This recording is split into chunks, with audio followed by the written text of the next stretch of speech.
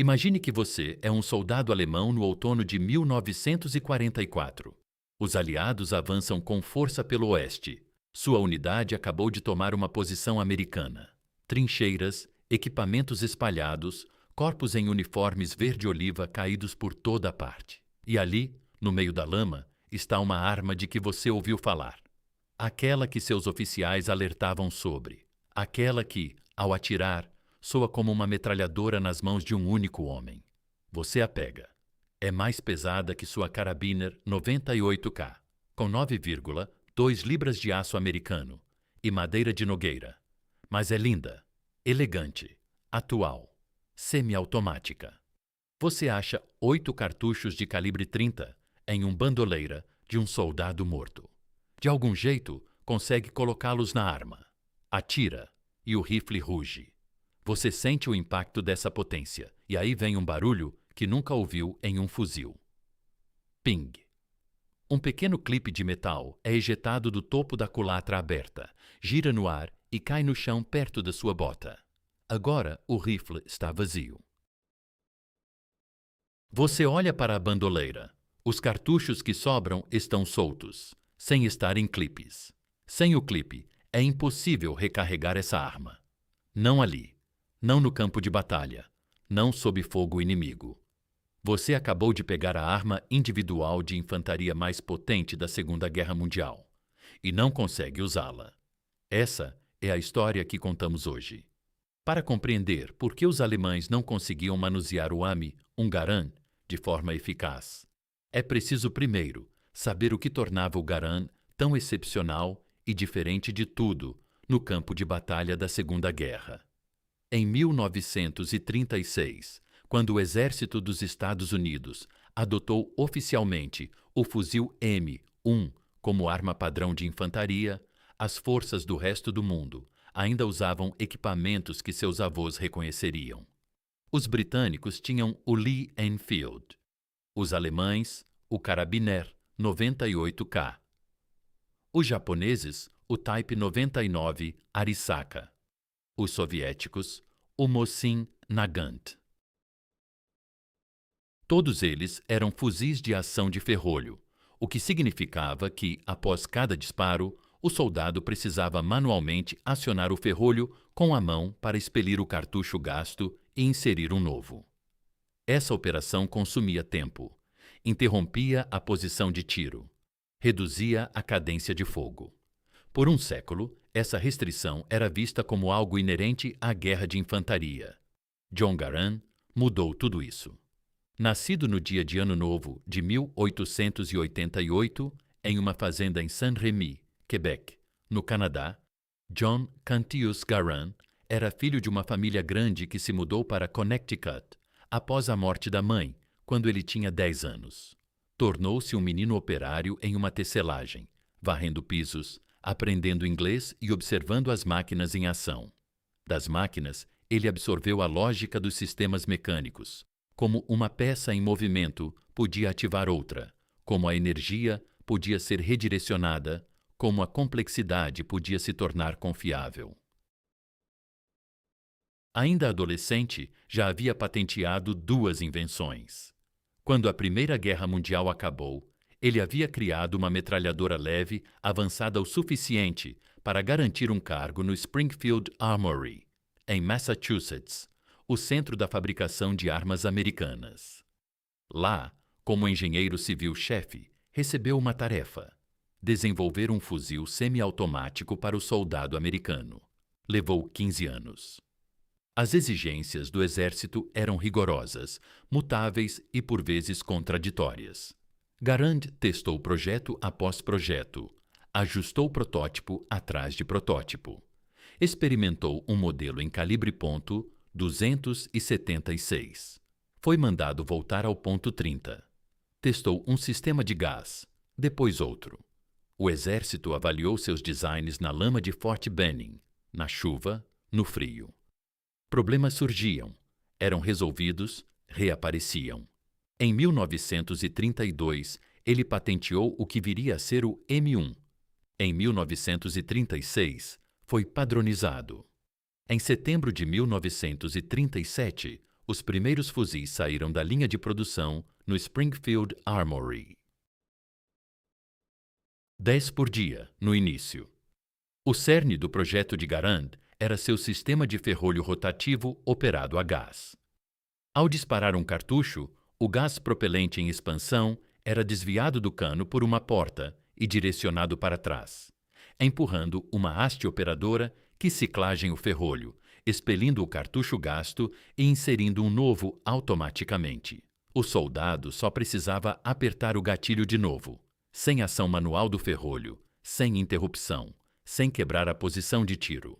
Um infantaria americano treinado com o M1 Garand conseguia disparar de 40 a 50 tiros precisos e mirados por minuto a uma distância de 300 jardas. O soldado alemão com seu Karabiner 98 mal chegava a 15 tiros por minuto, e isso já era visto como rápido. Quando as tropas americanas entraram em combate nas Filipinas em dezembro de 1941, os japoneses que receberam o fogo dos Garands ficaram pasmos. Relataram aos comandantes que os soldados americanos pareciam equipados com metralhadoras individuais. Um único pelotão dos EUA, armado com Garands e uma Browning Automatic Rifle, podia gerar um volume de fogo que os comandantes alemães e japoneses atribuíam a uma companhia inteira. O general George S. Patton, que não era de elogios exagerados, descreveu o M1 Garand como a maior invenção bélica já criada, e ele não estava sendo hiperbólico. No entanto, o M1 Garand possuía uma característica que o distinguia de todos os outros fuzis semiautomáticos da guerra. Uma peculiaridade que o tornava indispensável nas mãos dos americanos e praticamente ineficaz para os alemães. O clipe em bloco. Para compreender o clipe em bloco, é preciso primeiro saber como os fuzis semiautomáticos eram geralmente alimentados com munição nas décadas de 1930 e 1940. A maioria dos projetos semiautomáticos, como o alemão G-41 e o G-43, além do soviético SVT-40, utilizava carregadores box removíveis. Você inseria os cartuchos no carregador, encaixava o carregador no fuzil e, ao esvaziar, o retirava e colocava um novo. Simples, habitual, instintivo. O projeto de John Garand era distinto, intencionalmente e com propósito. O Exército, em suas especificações, havia rejeitado explicitamente o uso de carregadores removíveis. A mentalidade militar da época considerava que os soldados não podiam ser confiados com carregadores destacáveis. Eles os perderiam, danificariam ou esqueceria. Os britânicos, inclusive, acorrentavam o carregador do Lee Enfield ao fuzil para evitar que os soldados o perdessem. O Exército desejava um fuzil de recarga automática que pudesse ser abastecido pelo topo, com um carregador interno fixo. Garand atendeu ao pedido, mas levou a ideia a um nível além do imaginado por outros. Ele criou o que chamou de clipe en bloc. O termo en bloc vem do francês e significa de uma só vez ou em conjunto. E é precisamente assim que o mecanismo opera. O clipe en bloc é uma peça modesta de metal estampado do tamanho aproximado da palma de uma mão. Ele acomoda 8 cartuchos de munição .30-06 Springfield, dispostos em 2 colunas paralelas de 4, empilhadas. Ao carregar o Garand, você não coloca os cartuchos em um carregador e depois o insere. Em vez disso, empurra o clipe com os cartuchos diretamente para dentro do receptor do fuzil, passando pela culatra aberta, até o carregador interno. A culatra avança rapidamente sobre o clipe carregado, engatilhando o primeiro cartucho de forma automática. Tudo entra de uma vez, em bloco. Ao disparar o último cartucho, o 8º, ocorre algo impressionante. Um mecanismo seguidor ativa e a ação ejeta o clipe inteiro pela culatra aberta. O clipe vazio é lançado para fora do topo do fuzil com um som metálico característico. A culatra permanece aberta, travada para trás, preparada para um novo clipe. A recarga é veloz, incrivelmente rápida. Basta empurrar um novo clipe para baixo. A culatra avança. Você está de volta à ação. Todo o processo leva cerca de 2 segundos para um soldado treinado. O clipe em block proporcionava ao atirador americano algo que nenhum outro soldado de infantaria no mundo possuía. Um fuzil verdadeiramente semiautomático que podia ser recarregado até a capacidade total em um único gesto, sem precisar manusear um carregador ou operar a culatra manualmente. Tratava-se de uma revolução no poder de fogo da infantaria. Contudo, o clipe gerava um problema que ninguém, nem o exército, nem John Garand, nem os próprios soldados que o portavam, havia previsto completamente. O M1 Garand não podia ser recarregado de forma eficiente com cartuchos avulsos. Diferente de um fuzil de ferrolho, onde um soldado poderia inserir cartuchos individuais em um carregador aberto via clipe de stripper, ou até um de cada vez, o Garand exigia o clipe em block. O clipe não era mero acessório de carga, era o núcleo do sistema de alimentação. Sem o clipe devidamente encaixado no receptor, o Garand simplesmente não operava como arma semiautomática. Tecnicamente, um soldado poderia travar a culatra aberta e inserir cartuchos um a um no clipe ainda posicionado no carregador. Mas isso demandava as duas mãos, muita prática e uma concentração deliberada que, no turbilhão do combate, era basicamente inviável. Até os GIs mais experientes raramente tentavam. Na prática, o sistema americano funcionava porque a logística americana era eficiente. Os clipes em block chegavam pré-carregados com munição, embalados em bandoleiras de pano com 6 clipes cada, totalizando 48 cartuchos, prontos para serem pegos e encaixados. Os clipes eram vistos como descartáveis. Ao esvaziarem, você os jogava fora. Após o confronto, pegava mais no ponto de suprimento mais próximo. O abastecimento era o cerne do sistema. O clipe só operava dentro dele. Para um soldado alemão que acabara de apanhar um Garand capturado, nada disso existia. Imagine a cena com clareza. É o verão de 1944. As forças aliadas avançam pela Normandia. As unidades alemãs enfrentam pressão imensa, com escassez de suprimentos e uma sequência de combates em retirada.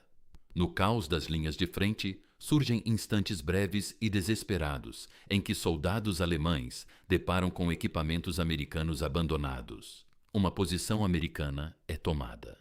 Espalhados pelo chão, há M1 Garands. Pode haver alguns cartuchos de .30, 06 por perto. Talvez de uma bandoleira rasgada, de uma bolsa de um soldado caído, ou até um clipe em block sobressalente ainda carregado. Um soldado alemão pega o Garand.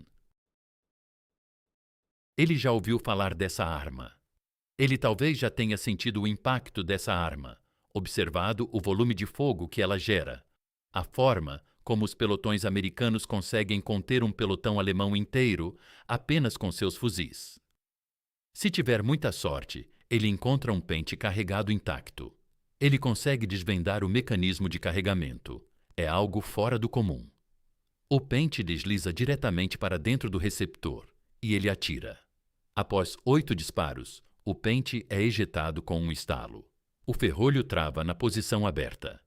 E agora surge um problema. A munição padrão alemã era o cartucho 7,90 e 2 por 57 mm Mauser, completamente diferente do .30-06 Springfield americano. Mesmo que houvesse munição alemã por perto, ela não caberia no cano do Garand. Mesmo com balas soltas .30-06 americanas à mão, ele não teria pentes para carregá-las. Mesmo se achasse pentes extras no equipamento de um soldado americano caído, esses pentes estariam vazios, e enchê-los demandaria ferramentas, tempo e um conhecimento do sistema que ele provavelmente não possuía. O G-43, O fuzil semiautomático alemão, lançado em 1943, usava um carregador box de 10 tiros removível.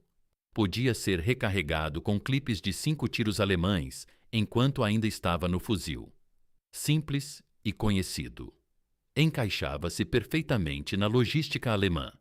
O Garand não se adaptava a nada alemão. Não era só a munição, era todo o ecossistema da arma. O Garand fora projetado para ser alimentado por um pente específico de um design particular, carregado com um cartucho específico disponível em canais de suprimento americanos exclusivos. Remova a arma desse ecossistema e, na melhor das hipóteses, ela vira um porrete pesado e bem construído. Manuais de artilharia alemães da época registravam o M1 Garand. Descreviam suas características físicas, a munição, o funcionamento básico. Mas documentação não é logística. Saber o que é uma arma não significa ser capaz de sustentá-la. E mesmo nas raras vezes em que uma unidade alemã conseguia juntar um estoque de munição .30-06, capturada dos americanos, o pente em bloco continuava sendo o gargalo. Esses pentes não eram compatíveis com nenhum sistema de carregamento alemão. Não podiam ser improvisados com materiais disponíveis no campo. Um armeiro alemão deparando com o Garand pela primeira vez teria de descobrir o processo de carregamento do zero, e o fuzil não oferecia nenhum mecanismo óbvio para recargas parciais. De certo modo, essa era a maior garantia de segurança que uma arma poderia ter. Não um ferrolho, não uma senha, não um mecanismo complexo feito para irritar o inimigo. Apenas uma peça simples e elegante de metal estampado, o pente em bloco, inseparável do sistema logístico para o qual fora criado. Tire o fuzil das mãos americanas, afaste-o da cadeia de suprimentos dos EUA, e a arma logo se tornava inerte. Existe um mito famoso sobre o Garand que precisa ser esclarecido aqui, pois ao longo das décadas ele se tornou quase tão conhecido quanto o próprio fuzil. O mito do ping. Quando o último tiro é disparado, o pente em bloco é expelido do receptor, com um som metálico distinto. Um estalo nítido e agudo. Soldados relataram isso. Veteranos escreveram sobre o barulho. Tornou-se um dos sons mais icônicos ligados ao soldado americano na Segunda Guerra Mundial. Por décadas, circulou a história de que esse som representava uma grave desvantagem tática. Que, ao ouvir o ping do Garand, os inimigos sabiam que o americano ficara sem munição e o atacavam antes que ele pudesse recarregar. É uma narrativa cativante, mas, segundo todos os estudos confiáveis realizados durante e após a guerra, é quase totalmente falsa. Pense no que o campo de batalha realmente soava. Em qualquer confronto real, a qualquer distância razoável, o estrondo de fuzis, metralhadoras, morteiros, artilharia, gritos de homens, motores de veículos e explosões formavam uma barreira sonora tão densa e caótica que identificar um único ping a mais de alguns metros era praticamente impossível. O exército investigou a questão do ping e concluiu que o som não podia ser ouvido ou distinguido em distâncias taticamente relevantes, por cima do ruído ambiente do combate. Além disso, leve em conta a situação tática. Um soldado que fica sem bala está cercado por companheiros de esquadrão com armas carregadas. O intervalo entre um Garand vazio e um recarregado é de cerca de 2 segundos para um atirador treinado. Para que um inimigo ouvisse o ping, identificasse a origem e se aproximasse antes que o americano recarregasse, em meros 2 segundos, ele precisaria estar logo ao lado. O ping não era uma ameaça, era uma lenda urbana. O que o Garand realmente era uma máquina de fogo confiável e devastador. A arma individual de infantaria mais eficaz nos campos de batalha da Europa e do Pacífico. E o pente em bloco, apesar de toda a crítica que recebeu na época, e ainda hoje, era parte essencial do que tornava a recarga tão rápida. A história da supremacia do M1 Garand no campo de batalha é contada em números e nos relatos dos homens que o enfrentaram. Ao fim da guerra, cerca de 5,4 milhões de fuzis M1 Garand haviam sido produzidos. Eles foram produzidos não apenas na Springfield Armory, mas também na Winchester Repeating Arms. Todo soldado de infantaria americano recebia um. Cada esquadrão de fuzileiros dos EUA conseguia disparar em semiautomático a uma velocidade que nenhuma outra força armada do planeta igualava com armas individuais de infantaria. Na Normandia, oficiais alemães registravam em relatórios o impressionante volume de tiros vindos das linhas americanas, algo que eles, no início, confundiam com ninhos de metralhadoras pesadas. Estavam enganados. Eram os atiradores. Os atiradores com o M1 Garand. No Pacífico, prisioneiros japoneses capturados no começo da guerra contavam sua surpresa com o poder de fogo dos americanos. Eles imaginavam rifles de ferrolho, iguais aos que usavam. Em vez disso, depararam-se com algo que, nas palavras deles, parecia vir de tropas equipadas com metralhadoras pessoais. Os alemães, para ser justo, aprenderam a lição.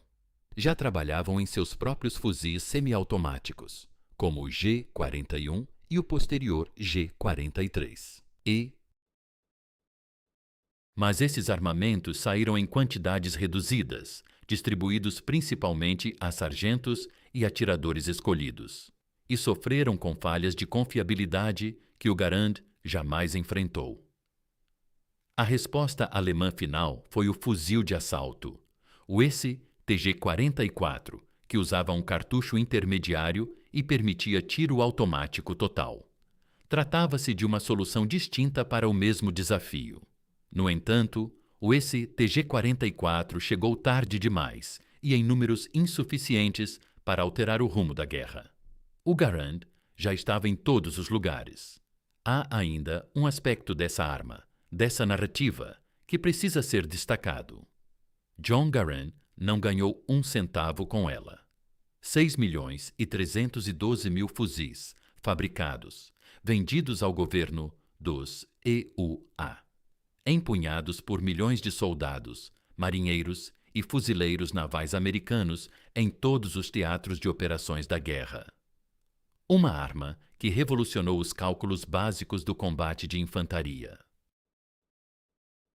Uma arma que, segundo alguns historiadores, há debate sobre isso, mas muitos acreditam, talvez tenha encurtado o conflito em meses. E John Garand, filho de uma família de fazendeiros canadenses de Quebec. O menino que operava bobinas virou torneiro, depois engenheiro, e se tornou o desenvolvedor de armas individuais mais influente do século XX. Doou todos os seus direitos de patente ao governo americano em 20 de janeiro de 1936. Ele ganhou só o salário de servidor público. Recebeu a Medalha de Serviço Civil Meritorioso em 1941. Ganhou a Medalha do Mérito em 1944. Um projeto de lei no Congresso propôs dar-lhe $100.000 americanos em reconhecimento ao seu trabalho. Não foi aprovado. Ele seguiu no Springfield Armory até 1953. Ajudou a criar o M14, que sucedeu o seu M1. Morreu em Springfield, Massachusetts, em 16 de fevereiro de 1974, aos 86 anos. Não há monumento a John Garand no National Mall, em Washington. Não existe museu em seu nome. Seu nome é familiar sobretudo para historiadores, colecionadores e veteranos que transportaram seu fuzil por lama, sangue e chamas. Mas todo soldado americano que voltou vivo da Segunda Guerra Mundial, todo homem que escapou de um tiroteio porque conseguiu descarregar 8 balas enquanto o inimigo operava o ferrolho, segurava nas mãos o gênio de John Garand. A superioridade do Garand sobreviveu ao fim do conflito. Depois da guerra, o fuzil foi enviado a aliados dos EUA pelo mundo, inclusive à Alemanha Ocidental, à Itália, ao Japão, a Coreia do Sul, a Grécia e a Turquia. A arma que os soldados americanos usaram contra a Alemanha e o Japão foi entregue à Alemanha Ocidental e ao Japão para sua defesa na Guerra Fria. O M1 continuou como fuzil padrão do serviço americano durante a Guerra da Coreia e só foi substituído oficialmente em 1958, quando o M14, uma evolução do projeto Garand, com carregador destacável, assumiu seu lugar. Unidades de reserva e da Guarda Nacional o usaram até os anos 1970. Até os dias atuais, o M1 Garand é empregado por equipes de parada e guardas de honra. O programa de tiro ao alvo civil os vende a cidadãos americanos. Colecionadores os valorizam. Atiradores os levam a campos de tiro nos fins de semana e sentem, no peso da madeira de nogueira e do aço, um pouco dos homens que os portaram pela primeira vez. E quando o último cartucho é disparado, o ferrolho trava e aquele pequeno pedaço de metal voa para fora do receptor e cai no chão. Ping!